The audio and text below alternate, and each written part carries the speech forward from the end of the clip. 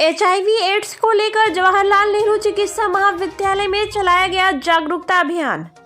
HIV AIDS के रोकथाम एवं इस पर नियंत्रण हेतु वैश्विक एवं स्थानीय दोनों ही स्तरों पर संसाधनों, तकनीकों के प्रबंधन एवं सम्मिलित प्रयास से इस पर रोकथाम के लिए मुहिम चला रही है।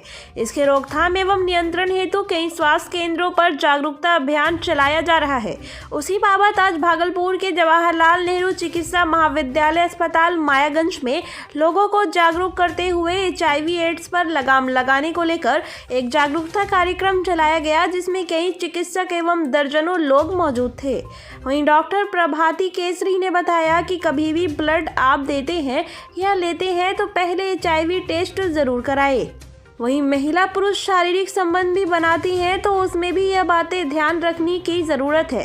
साथ ही उन्होंने बताया कि शादी से पहले भी लड़का और लड़की अपने एचआईवी टेस्ट को ज़रूर कराए, जिससे आगे किसी तरह की परेशानियों का सामना ना करना पड़े। इससे यह भी पता चलेगा कि कहीं सामने वाले को एचआईवी तो नहीं, इसलिए 6 महीने में एक बार एचआईवी का टेस्ट ज़रूर लोगों को कराना चाहिए। वहीं उन्होंने जेल में कैदियों को लेकर भी कहा कि जेल में भी कैदियों के बीच एचआईवी के केस काफ़ी देखे जा रहे हैं। इसमें भी प्रशासन को रोक लगाने एवं जागरूक करने की जरूरत है।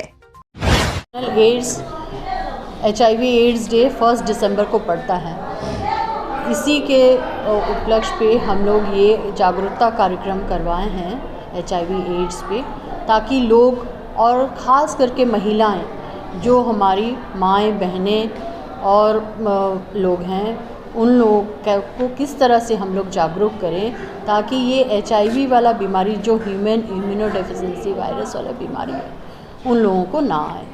ख़ास करके औरतें बहुत ही निर्मल और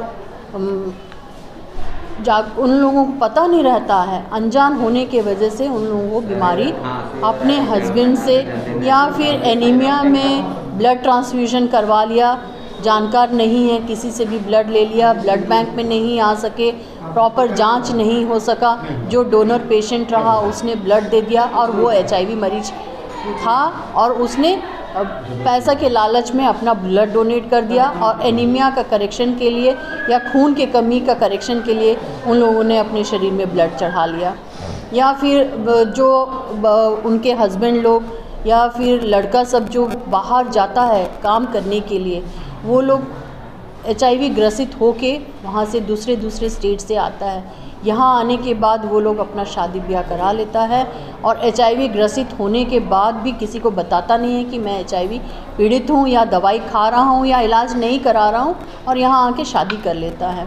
अनजाने में ये डिज़ीज़ अपनी बीवियों को दे जाता है। और यदि औरतें अपना एचआईवी स्टेटस के प्रति जागरूक ना रहें कि वो बीमार हैं, एचआईवी ग्रसित हैं या नहीं हैं, और उस दौरान यदि वो प्रेग्नेंट हो जाती हैं तो ये बीमारी माँओं से बच्चों में भी जा सकता है। माँ से बच्चे में बीमारी कैसे जाता है? डिलीवरी के दौरान चला गया या फिर माँ अनजाने में ही दूध पिला दी। यदि माँ प्रेग्नेंट महिला में ही एचआईवी पे जोर क्यों दे रहे हैं? क्योंकि प्रेग्नेंट गर्भवती महिला जो है वो खुद तो पीड़ित हो ही जाती हैं और उसके साथ साथ जो अजन्मा हुआ है उसको भी चांस है कि वो उसको हो सकता है। लेकिन अगर प्रॉपर प्रिकॉशन हम लोग लें तो ज़्यादातर केस में क्या जो एचआईवी पेशेंट है उनके बच्चे को नहीं हो सकता है, उसको हम लोग बचा सकते हैं। और ये जो ट्रांसफ़र है माँ से बच्चे को होने का, ये ज़्यादातर आपको अंतिम समय में होता है। अंतिम समय में मतलब जब आपको डिलीवरी का टाइम आता है। केवल 20% केस में आपको डिलीवरी पूरे गर्भवती जब रहते हैं तब होता है, और 80% केस में आपका जब आप डिलीवरी होने का समय आता है उस वक्त होता है। अगर उस वक्त हम लोग के संपर्क में आप रहेंगी तो ये ट्रांसमिशन जो है बच्चों में नहीं होगा। तो माँ से बच्चों में जाने का जो संभावना है एचआईवी पीड़ित का, वो बहुत कम हो जाता है अगर हमारे संस्थान में आप लोग डिलीवरी कराते हैं तो। उसके बाद अवेयरनेस जागरूकता प्रोग्राम है। ये जागरूकता मतलब आपको होने से पहले जागरूक होना है कि ये हमको एचआईवी नहीं हो। अब आप सोचिए कि किस किस महिला में और किस किस पुरुष में ये इस तरह का जो एचआईवी है वो हो सकता है। तो HIV जो है वो 3-4 आदमी में बहुत ही कॉमन है। वो है हमारे सेक्स वर्कर्स, उसके बाद जो बाहर रहते हैं, जो अपने परिवार को छोड़ के बाहर रहते हैं, उनमें भी चांसेस बहुत ज़्यादा हैं। उसके बाद जो ड्रग एब्यूज़ करते हैं, मतलब कि जो नशा जो लेते हैं, इंजेक्शन से जो नशा लेते रहते हैं रेगुलर, उनको भी होने की बहुत संभावना है। ब्लड ट्रांसफ्यूजन ये भी एक कॉमन कॉज है। उसके बाद अगर जो HIV पेशेंट हैं उनको दवाई नहीं चल रही है तो ब्रेस्ट मिल्क में भी HIV सिक्रीशंस होता है और उसकी वजह से भी बच्चे को जा सकता है।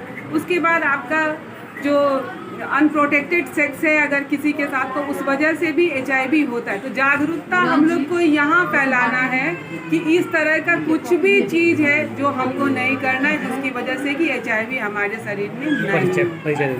मैं doctor Anupama Singh, assistant professor obs and gynae department, Jawaharlal Nehru medical college. Regular यहाँ से दवाई चल रहा है, उन लोग का अलग सब हिसाब भी है, मैंने अलमारी में अरेंज भी किया गया है।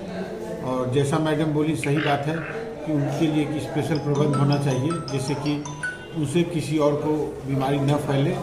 और कैदियों को रेगुलर यहाँ भेज के जांच, रेगुलर सब तरह का जांच, क्योंकि कभी कभी कैदी नहीं आते हैं और केवल दवाई ले जाते हैं, इसलिए उपयुक्त समय पर उनका जांच और दवाई पहुँच जाना चाहिए।